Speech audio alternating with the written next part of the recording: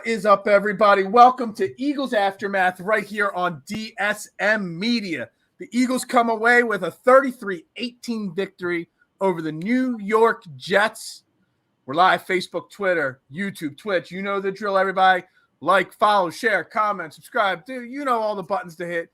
If you want to hear your voice heard after this big Eagles victory, technically we are in the wild card spot at this exact second. If you want your voice heard, make sure you head over to the YouTube page at DSM Media.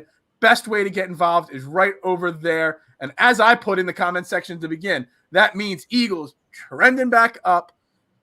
Again, DSM Media, Eagles Aftermath, and all shows are brought to you by Manscaped, the leader in men's grooming products, the GOAT in below-the-way maintenance. Make sure you check them out, manscaped.com. Use promo code AFTERMATH, the name of the show, Aftermath. Get you 20% off and free shipping. I am Phil Stifel, joined as always by my man, Jason Voorhees. What's up, Jason? What's up, man? Nothing better than an Eagles W. I know. Eagles Aftermath is so much easier after a W. There's lots to break down, lots to talk about. Minshew Mania, is it a thing?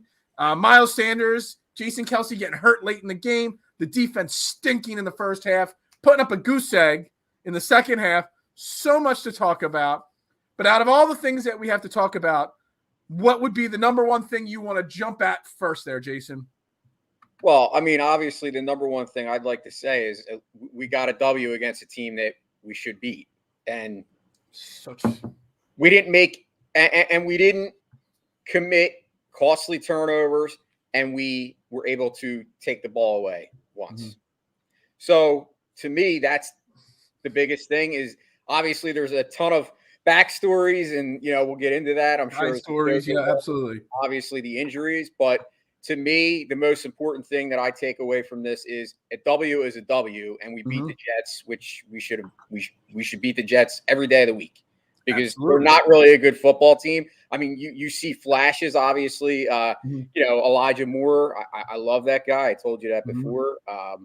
And, obviously they went to your boy, you called it, Tevin Coleman. I mean, obviously he was the workhorse today, and, he hurt us early in the game. So, but other than that, like I said, the Jets are not a good football team. So exactly.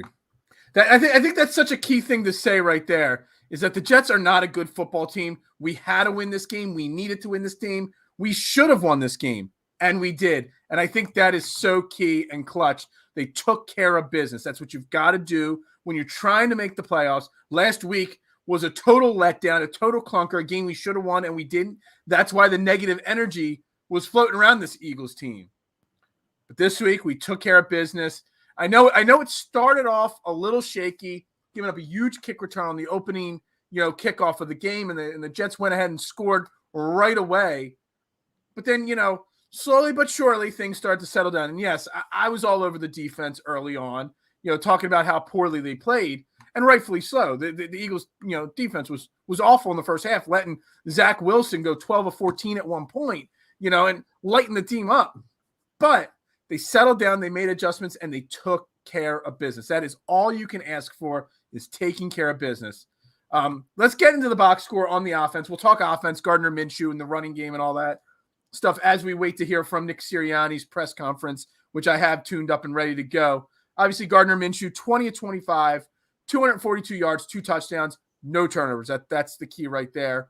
So we had 25 pass plays, but we also ran the ball 41 times for 185 yards. Miles Sanders, 24 carries, 120 yards. Again, like I called, 20 touches plus for Miles Sanders equals a win. Look at that. He touches the ball 25 times, 26 times counting the passing game, and we win the game. Gainwell, another strong game for the rookie, 12 carries, 54 yards.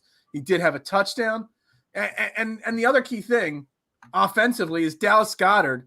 First off, the fact that he had 2 touchdowns, 6 catches, 105 yards, excellent. That's what we've been waiting for from him. But can I just say on a side note how surprised I was when the announcer said that 105 yards was a career high for him? A guy as uber talented as Dallas Goedert had to wait till this point in his career to get to that point. That's insane. But the offense moving on all cylinders. What's that? With Gardner Minshew as the quarterback. Oh, here we go. So, all right, let's talk Gardner Minshew. Obviously, I know you want to talk about Gardner Minshew, about him being an efficient, accurate, real NFL quarterback. So go ahead, talk about Gardner Minshew. I mean, here's the deal. You up. Well, no, I'm just gonna say no more. No, because I'm realistically not going where you think I'm going. Honestly, I think you and I both are kind of not worried. Obviously, we're not scared. If you're scared, get a dog, but we both have dogs too.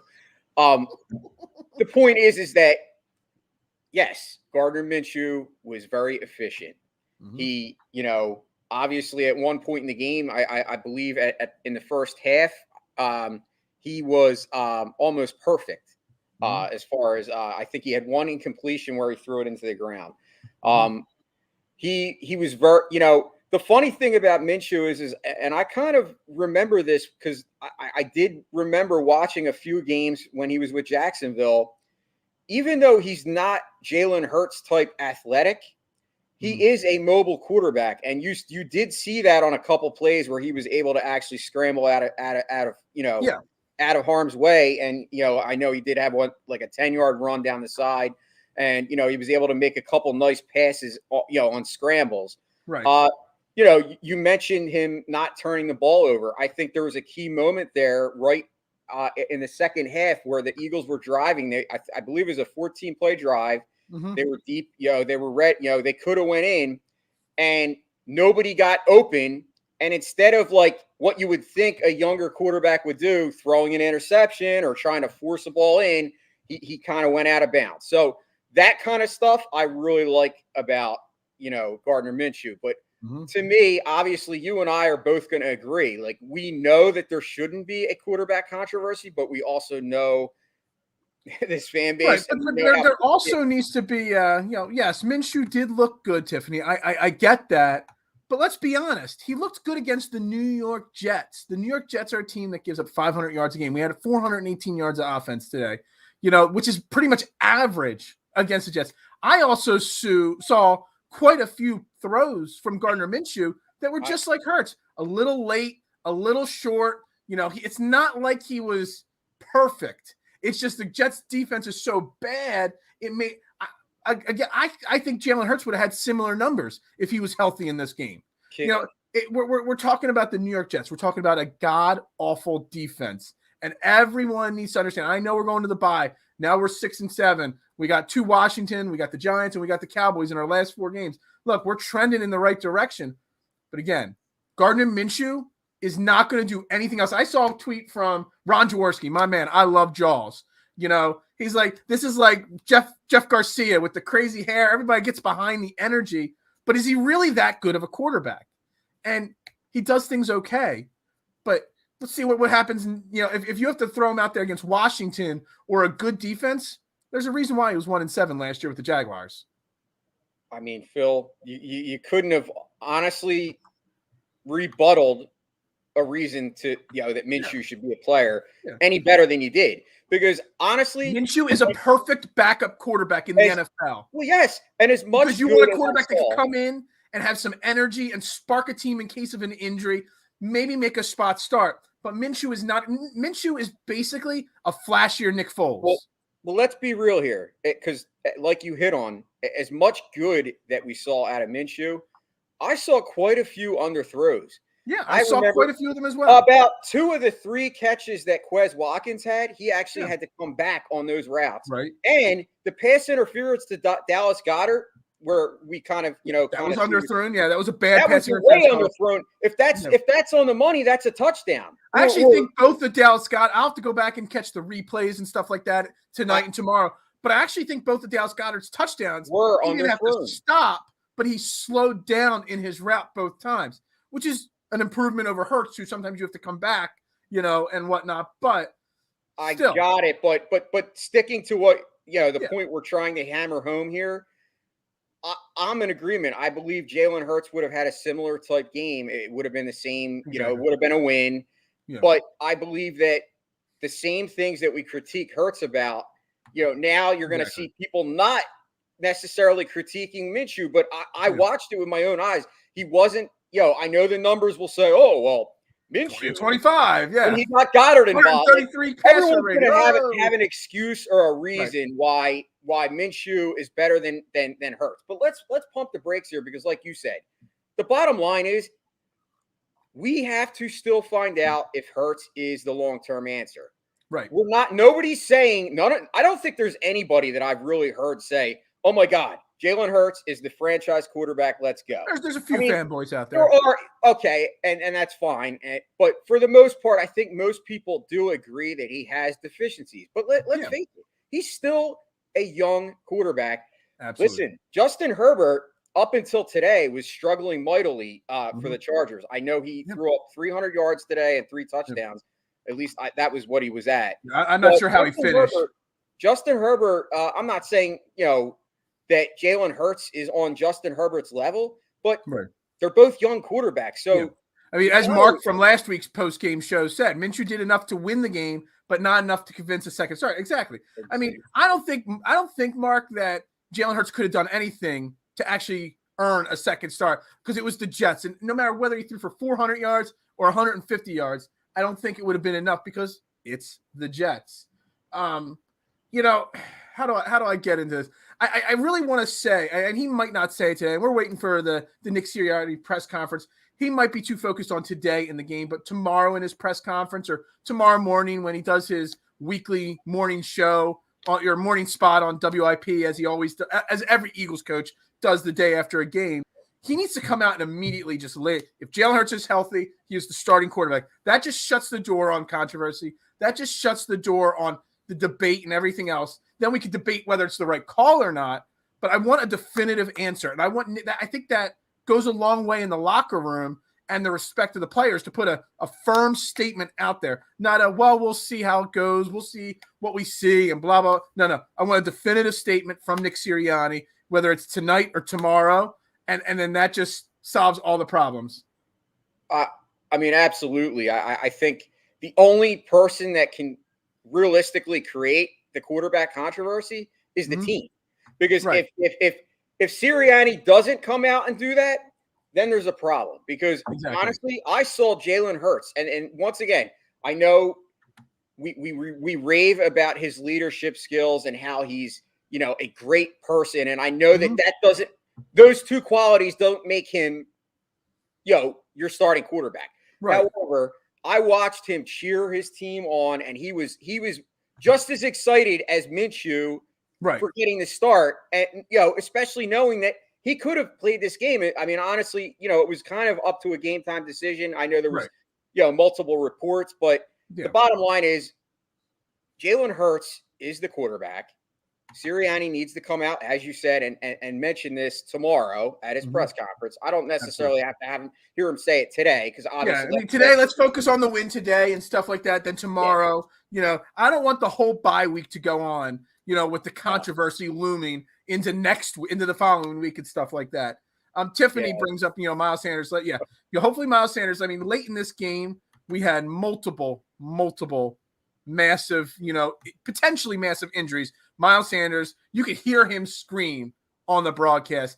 And Nick Sirianni fed him the ball like he should have been all year long. But do you feel any worse for a player other than Miles Sanders? Miles Sanders, I mean, I hate when people call him made of glass or call any athlete made of glass. I hate that phrase.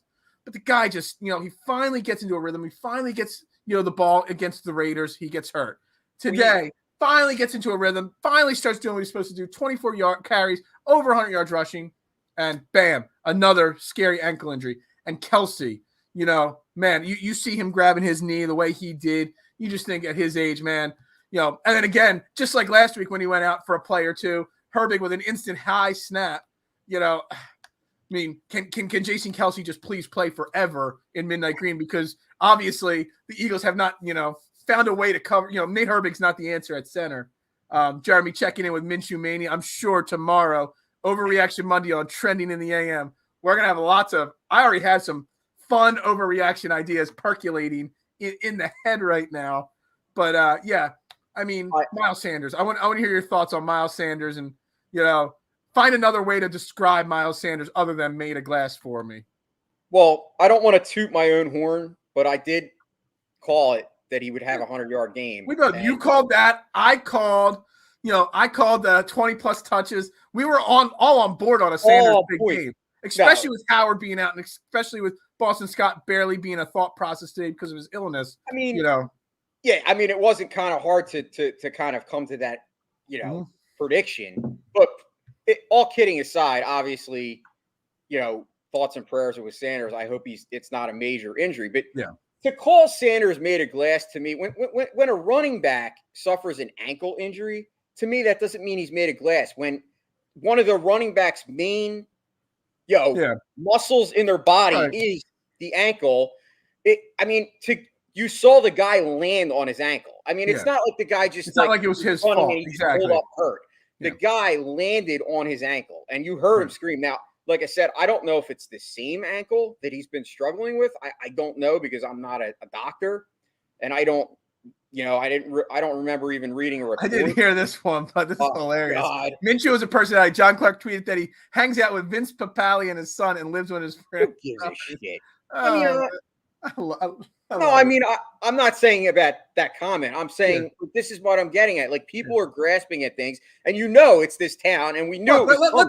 Let's be honest. There hasn't been. I mean, with all the negativity that was with the Eagles last year and the beginning of this year, Minshew brings and breathes life into the team and the fan base. Not the team, just the fan base. And that's all, because we're clinging on to something. We want that energy. We want that, that personality. I mean, you look at some of the quarterbacks that we've had, the successful ones, whether they've been successful or not, long-term, McNabb, personality, Cunningham, personality, the ones that didn't have the personality, the Kevin Cobbs, the Carson Wentz's, they all kind of fell off. They just crave that personality from the quarterback position, and Minshew does that, but he doesn't do anything else that spectacular. So I really get that, but Jalen Hurts has a good personality. Maybe he doesn't have the fiery energy that kind of Minshew, obviously coming out with. He doesn't have the cartoon character. Maybe that's what I want to call it, the cartoon character personality.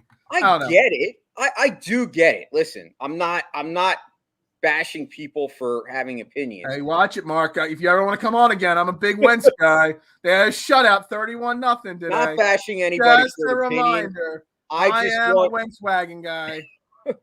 I was a Wentz wagon guy, but I just want everybody to know, like you said, pump the brakes. Like, let's be realistic about the situation. If say Hurts comes back and the team struggles down the rest of the season, then it's a different conversation. Then it's maybe okay. I do want to say, I want to bring it up just for a second. We don't have to listen to him, but Miles Sanders is actually at the podium talking. Wow. So if this is Miles Sanders, right? Yeah. Yes. Why can't I get the volume up? There's the volume button. The way I train, I just. If he was severely injured, he would not be at the podium talking right now. I paid off today, and the way I practice, I take very seriously, and just whatever my numbers cause, I just got to be ready regardless. So, coming out, do you feel like the ankle will heal up in time for the next game? Absolutely. Like I said, done. That's all I need to hear right there. I don't need to hear anything else there from him. He said, "Yep, I'm good. I'll be fine." Dude, if he's in the press conference, you're right. He's fine. That's all I need to hear from him. Now we'll have to wait to hear on Kelsey and all. So where were we there? Pump the brakes and everything else. You know what I want to pump the brakes on? I want to transition because we're only going to go for about 20 more minutes here. I did want to say one more thing just before you did that, if that's okay. Not okay. I was very excited, and I know, call me a fanboy. I was excited that the Eagle, and I know I got it. People were on Twitter saying, well, what do you expect? Jordan Howard and Scott were sick. But I'm happy that the Eagles actually utilized Kenny Gainwell the way that I expect him to be used, both running and passing, out of the backfield. Now, obviously he's not the smash mouth type runner, but he is a good change of pace back with Miles. He touched the ball 17 times between passing and running games, and he didn't turn it over.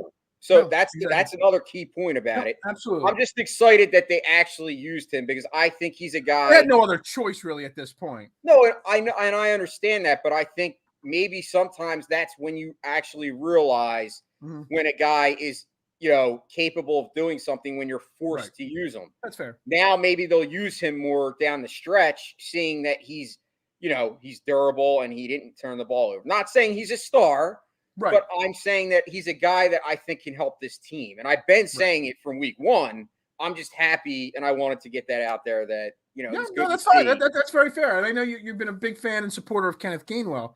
But as we keep talking about pumping the brakes here and there on different things, I made a statement early in the game. Can we fire Jonathan Gannon as soon as the game is over? Because, we're making Zach Wilson look like Joe Montana out there. And I got to give him credit. Maybe we should pump the brakes on Jonathan Gannon being a bad defensive coordinator. And, I mean, let's be honest, pitched a shutout in the second half. A lot of that was because of ball control. I mean, they had the ball for 70 seconds in the third quarter. So, obviously, they didn't have the opportunity to even do anything, the Jets offense. The Lions beat the Vikings. They did come from behind late in the game. Yeah, if Washington loses, we're locked into that 7th seat going in the bye. That's huge, Mark. But let's pump the brakes on Jonathan Gannon because let's be honest. The Eagles defense has more holes in it than the Eagles offense. Yes, we need a wide receiver or 2 or 3 on offense, but we have a really strong offensive line. We have running backs. We have a great tight end in Dallas Goedert. On defense, we only got 2 sacks today. A team that gives up I think Zach Wilson's been sacked 29 times in his 7 games. A team that gives up as many sacks as the Jets do to only get 2 and 5 total quarterback hits. It's pretty bad. So we have nobody that can get pressure. Darius Slay is the only outside corner. Steven Nelson got hurt early in the game, probably because he swung and missed on so many whiff attempts to tackle or stop a wide receiver. Our safeties, Anthony Harris, he's below average. The linebackers, TJ Edwards had a solid game, but again, not a great game. Tavon Coleman, before it got out of hand, was having his way with the linebackers. Even the tight end, what's the tight end's name for the Jets there? Before he got hurt, he had a few catches. Ryan Griffin, 2 catches, and a touchdown. So again, the Eagles defense is atrocious in so many ways that we don't just need a cornerback. We don't just need a late linebacker. We need an end. We need a tackle. We need so much reworked on that. Am I wrong to think that we cannot properly judge Jonathan Gannon with this talent? Phil, you're not wrong to think I'm right. that. No, you're not wrong to think that. Now, that may classify as an overreaction Monday. It may be an overreaction.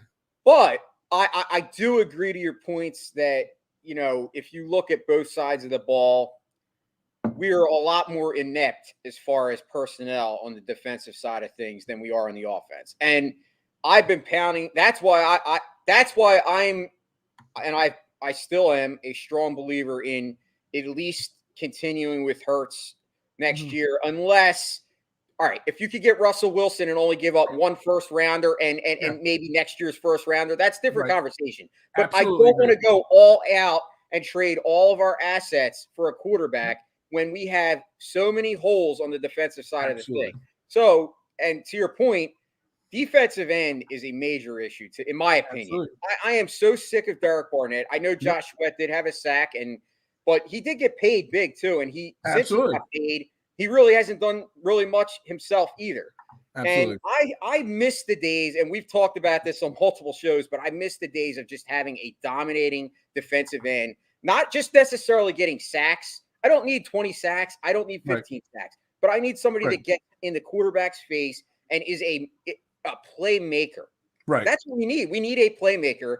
That's why on your other previous show, you had talked about, did we make a mistake, in not getting, I was going to say LeVar Arrington, not getting Micah Parsons, because obviously he's been a dominant, absolutely player, with Dallas. So I agree 100%. I think you do got to kind of maybe take a step back and say, okay, because we've all been saying, get rid of Gannon, get rid of Gannon, get rid of Gannon. Maybe you're right. Maybe we do got to be a little more patient, knowing the fact that you still got to get your players ready to play. And as Mark says, he still has to be better. I mean, I know that opening kickoff and just running, which we're going to talk that next. That just Barry has just ran it right up the middle of our special teams there. I don't know. I forget the exact spot. What they started on the 30-yard line, 25. He basically had like a 60-yard return there, 70-yard return there. You're basically, putting the defense instantly on their heels. A defense that always, what? I'm sorry. It was 81. 81. So instantly on your heels. A team that already lacks confidence on defense, putting them on their heels, and that gives an instant boost to the offense. energy wise. Special teams bleeds into the offense and defense energy wise. And so you can almost write that first touchdown off. Steven Nelson got burned on that touchdown. He wasn't even like ready to, I don't even know what happened there. But then the next drive, the Eagles went right down the field, scored, answered, went up 7-6. Then the defense again, and the special teams again, they didn't give up a 80-yard return. They gave like a 30 or 35-yard return on the second kick return. But again, the defense, this time had a chance to adjust, did not, and let Zach Wilson just march right down the field. And that's concerning that you can be that unprepared for a game, that it takes a full half of football playing terribly and then all the way into the second half before your team actually starts showing up, if you want to use the word showing up. It was really demoralizing, and that's why my problem with Gannon, it's not the fact that there is no talent, it's that you still, you look at the Eagles offense is lacking talent, in certain positions, but yet they're ready to play. They're still doing something, whether it's Hurts or Minshew out there. They're finding ways to move the ball most weeks. The defense, on the other hand, it takes way too long for them to find any rhythm or plan whatsoever. So I'm still off on Gannon, but I'm willing to at least not say fire him tomorrow morning, which still could happen. You never know. No, Joe Brady was fired today. He was. And everybody wanted him to be the head coach of the Eagles, and 5-7 wasn't good enough for Matt Rule in Carolina. There, with Sam Darnold as your quarterback and Cam Newton as your next quarterback, and PJ Wilson or TJ Wilson or RJ, whatever his name is. I don't even know what his name is. Is it Wilson or Walker? I don't even know. Yeah. Whatever his name is, it doesn't matter. It's just the fact that P&J. Yeah, all those things combined, and they still fired Joe Brady. So, bye weeks are when assistant coaches get fired. It still could happen. But I'm willing to at least accept it not happening because of the lack of talent. Yeah, I'm sure in 2 weeks when Washington puts up 21 in the first half, I'm going to be saying, fire Jonathan Gannon again. Let's be real. It's possible to be super critical of the guy and also say, well, he still deserves a little bit of a pass for not having the talent. But it's not an excuse, because you're right. You mentioned the perfect word. It's preparation. Like, preparation is coaching. Yeah, absolutely. When you're not prepared, that's not on the players. That's the coaching. Right. So I agree with you 100%. I think you used the perfect word, and that fits Gannon. To me, Gannon just seems like a guy that's kind of lost out of water. Like, I don't know what system, I think we're all in agreement. Like, what is his system? Because there is no identity at all. Yeah. Well, I get it. Yes, you need playmakers, but not to get off the subject, but you did mention Steven Nelson. He also went down with an injury early. We're talking about injuries. We didn't mention that, with Sanders and Kelsey, but I know he was out for the game. And obviously Marcus Epps, a key play. He's a guy actually that I've seen Darius Slay been tweeting about Marcus Epps, saying that very high up in PFF rankings. So it was good to see maybe his hard work paying off. Maybe he's not getting an interception, but obviously Marcus Epps to me is not, he's not like your star player. But like I said, we were able to make do with having injuries and come away with the W. So and that's all that really matters when it comes down to it. We came away with the W here. That's what we wanted. That's what we needed. And now, and Washington's up now 7-0. So that locked into that 7 spot, we'll see what happens. It's still early in that game, but you have to be there's nothing worse than going into your bye week, whether it's week 3, week 10, week 14, whenever your bye week, there's nothing worse than going to a bye with an L, especially when that L would be if they would have lost today against the Jets of all teams and going to the bye, just the feeling around the team would have been so bad. So it's a positive thing. Then you get your bye, you come out of the bye, you get another mediocre team in Washington. We're really going to learn a lot about this team in the next couple of weeks for sure.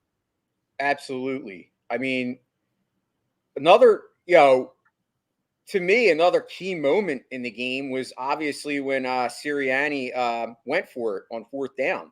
That was huge. And I know that obviously when the play happened, they didn't call it a first down, but obviously the play did get overturned. But just for the fact that he showed confidence in the team, and to me, I remember even without Jalen Hurts, your running quarterback, to get that out there, he showed that confidence in the offensive line. Yeah, and to me, that's huge because I remember as much criticism as we gave Doug Peterson, especially towards the end of his tenure. That was one thing that we loved about Peterson, the fact that he was always aggressive and he believed in his team, regardless, even if the team was struggling. And to me, I think Sirianni is starting to show me some baby steps as far as, he's actually growing as a coach. And I'm not saying he's, his superstar yet, but I think that he has definitely improved as far as his in-game coaching and especially his adjustments that he's made, coming out in the second half of games. So kudos to him, because I'll tell you what, I was on the train to get rid of Sirianni early in the year. So I mean, I was thinking about it. I was making overreaction Monday statements about it, but again, let's actually talk about that offense. We're seeing this progress with the offense, and still you have Dallas Goedert, you have Devontae Smith, who didn't even have that great of a game. Devontae Smith, honestly, I don't even think Devontae Smith is healthy right now. I saw in between plays, getting to the line of scrimmage, him just not moving. I mean, in his route running, he's still running really well. But after plays are over, he's not moving very well. Something's banged up on his knee, his ankle. I'm not sure. He's still wearing that huge brace on his arm, which cannot be comfortable to run routes or try to catch balls and do whatever with. But just continues to show. Quez Watkins still, he's not that. He's a number 3, number 4 wide receiver. Another game, no Arcega-Whiteside, no Greg Ward. Why are they even on the roster? And again, back to the curious case of Jalen Reagor. Bad kick returner, bad route runner, bad receiver. Speed does not equal great wide receiver, and teams need to realize that. He got drafted in the first round because of his speed, not his catchability, not his route running, nothing else. Can we please stop putting him back there on kick and punt returns, because he cannot do it well, and that is bleeding into his rest of his game as well, in my opinion. Dude, the bye can't come at a better time for any player than Jalen Reagor. I would turn my phone off as soon as I leave the locker room, or at least deactivate all social media, and I would just stay away from all fans for the next 2 weeks, because the guy needs a break. Today would have been a great day for him to have a break. I'm not going to lie. I honestly thought that he was getting sat after Boston Scott came out and ran, returned the. And he was right back out there on offense. But then he was back out there, and I'm like thinking, why? The guy needs to be benched. I'm not saying cut him, because that would be here's the thing. And I'm going to answer why he's not being benched. And it's a really simple, I know why. Wow. I know why. I didn't see this. Mark's checking in saying Stoutland was sent to the hospital during the game. Said it would be okay, though. That's very interesting. That's something to keep an eye on. Nick Sirianni is coming to the podium, so we're going to listen to him real quick before we wrap this show up here. I'm going to. Good. It's like that last week. What changed from when Jalen said he was going to play on Wednesday until? Can you hear this all right? Yeah. He just wasn't healthy enough to play. And we thought he was getting better, and we were always going to put the players' health first and foremost, and so he just wasn't healthy enough to play, and that's why he didn't play and didn't dress. And how involved is he in that? Like, did he want to play? Of course he wants to play. Stupid question. Is that Jeff McClain? Like I told you guys on Friday. I mean, it's a lot of parties at play. I always got to listen to the doctors. I always got to listen to the trainers, and I always got to listen to the player and take all that information and make a decision that's best for the player and our team. Yeah, of course. Yeah. That was affirmative. He will remain the quarterback. Into this game, that's all I needed to hear. Jalen was banged up, and again, you don't know that we didn't know Jalen's not playing till today, right? And so you come into the game, and so we weren't going to have a big quarterback run game today. As far as our run game goes, just with whoever it was going to be. And so the run game, not a lot. In the pass game, again, I think I talked to you guys on Thursday or Friday about there's going to be differences. Like because it's a different guy pulling the trigger. So we have our favorites. Shane and I have our favorites. Brian has his favorites, and Kevin. But it's about what the quarterback's comfortable doing. So obviously there's going to be a little bit of differences. We put a plan together based off what we think our guys can do, and what our receivers can do, and our tight ends and our running backs, and really the ultimate way the play gets called is if the quarterback's comfortable with it, because he's the one with the ball in his hands at every time. So, so obviously you have a little bit of differences there based off of the likes of the quarterback. And it's always going to be a little different for everybody. You can follow it, of course, Jalen's going to be your quarterback moving forward. What's behind that decisiveness? But with Jalen being our starter, I think he's played good football. I think he's played really good football. I think there's been times where he's been one of the best in the league with the way he's moved around, made plays, and with his we look at that quarterback rating and what he's had there, and so he's played really good football when he's in, and so when he's healthy and he's back, he'll be our starter. I like what I hear. I love it. Do you expect that he might I'm be happy. Yeah, I would think so. I mean, but I don't want to put timetables on anybody. Because again, you just got to see how the body heals and body reacts to everything. But I would think so. The bye's coming at a right time for us. We got to get a lot of guys back to peak performance. With some of the little bumps and bruises that we had today, and so it's the late bye. And I would think that Jalen be ready coming out of this. How did he handle the news that he wasn't going to be able to play, and how did he handle it today, being on the sidelines? I thought he was great. He knows his body too, and so he was great with. Obviously, the competitor in him wants to play, but I'm not saying he was fighting us in there like to get out there. I mean, he would have probably just knowing Jalen, but he knew he was great on the sideline with his teammates. Just being there for his teammates on the sideline, high fiving, smiling, and it was great. It was good to see him support. That's what a leader does. That's what your starting quarterback does when he's not playing. So I appreciate the way he went about it. We're going to cut him off there because he said something really that's what your leader of your team is supposed to do. And he was very definitive there. Jalen Hurts is our starting quarterback.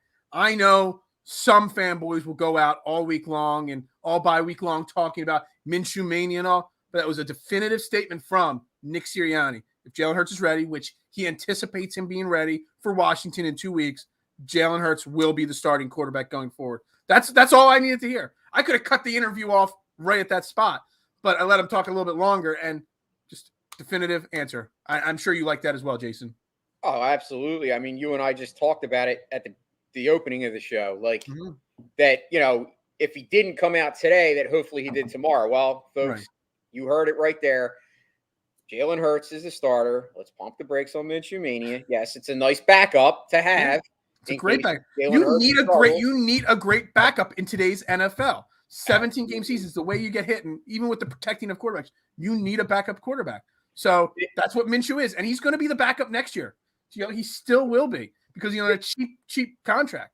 So it's funny because it kind of gets me thinking the way that he was describing how they call a little bit of a different game because it's two different quarterbacks and they have little different styles. Right. Aaron and I on Sports and Metal had a great discussion on the term system quarterback and how stupid we both think it is. To me, every quarterback is a system quarterback. It depends on what system you play in.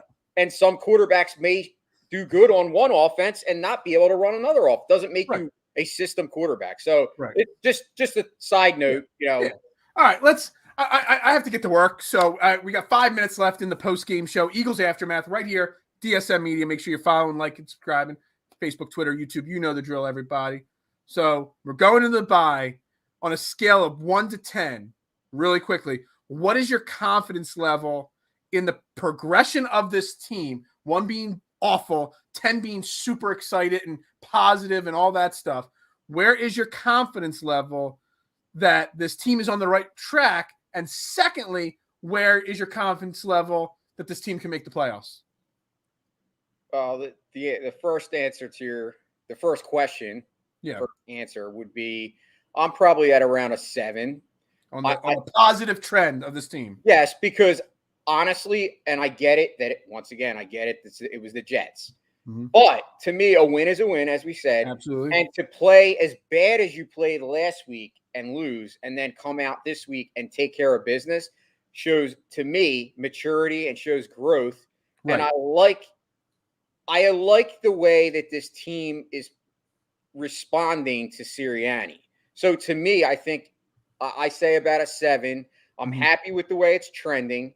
As far as my confidence in making the playoffs, I mean, I think at this point, obviously, we just had a commenter say that the Vikings lost today to the Lions. So I think in the NFL, I think right now anything is possible. And when you're in this division, I think the only lock in the division is the Cowboys. So when we make the playoffs, absolutely.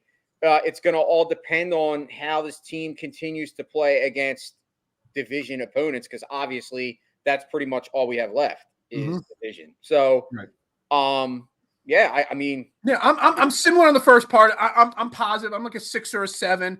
On the positive trend of this team in general, you start to see little threads of hope with this team and this coaching staff.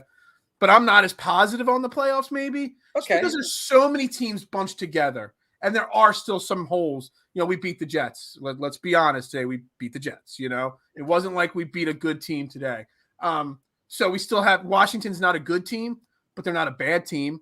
They're better than the Jets. They're better than the Giants. So, we've got 2 of the next 3 games against Washington. It's going to be crucial that we win both of them. And that's a really hard thing to ask, to go 3 more wins in a row. Washington, Giants, Washington. That's a real tough ask for a team with holes on it. So my confidence level in making the playoffs is still in that 2, 3, 4 range, just because I just can't have faith in that part of it. But this team is trending in the right direction. And Nick Sirianni just earned a lot of credit in my book by saying Jalen Hurts is our starting quarterback for as soon as he's healthy. He didn't say for the rest of the year, but the next game as long as he's healthy. That to me, that's what a confident coach does. He makes a definitive statement. So that alone is a plus for me. 100%. I mean, that's exactly what Doug Peterson didn't do last year with the other one. Yeah, absolutely. Absolutely. Anyway, we're going to wrap this Eagles Aftermath on DSM Media up. Stay tuned and locked to DSM Media all week long. We got lots planned. I'll be right back with Jeremy tomorrow morning, trending in the AM with Overreaction Monday, my favorite day of the week. I'm sure I'll have some things to say about this game after I break down more film and really let it all percolate in my head. For Jason Voorhees at Mustang3651, I am Phil Stifle at Beard and Knowledge, Eagles Aftermath, and all DSM shows brought to you by Manscaped, the leader in men's grooming products. Check them out, manscaped.com. Use promo code Aftermath. That lets you know that me, Phil, host of DSM Media, Eagles Aftermath, sent you. We got lots of promo codes. Just lets them know where you heard of them from. So use that promo code at checkout, 20% off and free shipping. Everybody, Eagles win 33-18 over the Jets. Minshew Mania is on hold because Jalen Hurts will be our starting quarterback. So everybody can relax. Everyone can enjoy the bye week. We'll be back in 2 weeks after the Washington game. Maybe some special announcement coming for that show as well. Everybody have a great day. Jason, thanks for coming on. Absolutely. And I think we can give it a big go Birds because we won. So go Birds.